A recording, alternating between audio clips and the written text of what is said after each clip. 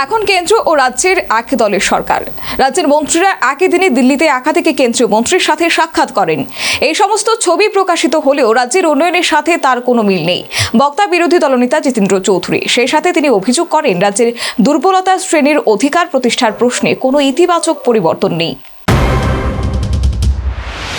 বিভিন্ন ইস্যুতে শাসক ও বিরোধী দল জনমত গঠনে ময়দানে অবতীর্ণ হয়েছে।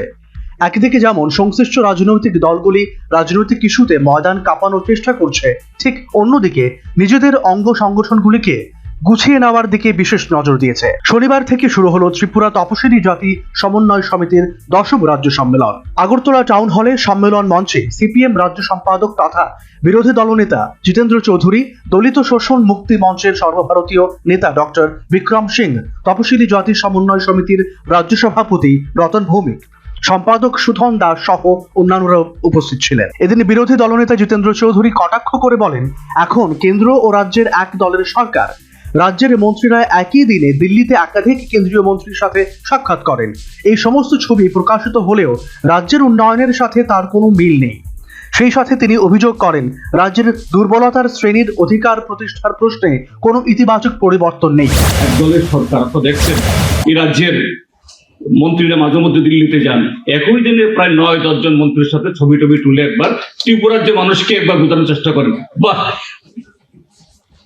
এই রাজ্যের মুখ্যমন্ত্রী বা মন্ত্রীরা দিল্লিতে একসাথে একই দিনে 10 জন মন্ত্রী দেখা করেছেন, আবার কিছু লিখেও দেন পত্র পত্রিকাতে।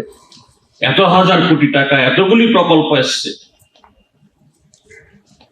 কিন্তু ত্রিপুরাজ্যের মধ্যে তাদের এত ছবি, এত প্রচার, এত বিজ্ঞাপন, তার প্রতিফলন কি আমাদের রাজ্যের মানুষের দৈনন্দিন জীবনে, আমাদের আর্থিক অবস্থায়, আমাদের রাজ্যের পরিকাঠামোর উন্নয়নে, আমাদের রাজ্যের কর্মসংস্থানের বিকাশে, আমাদের রাজ্যের যারা দুর্বল অংশের মানুষ তাদের অধিকার প্রতিষ্ঠিত করার প্রশ্নে আমরা ইতিবাচক পরিবর্তন দেখি, তার ঊর্ধ্বগতি দেখি না আমরা এটা।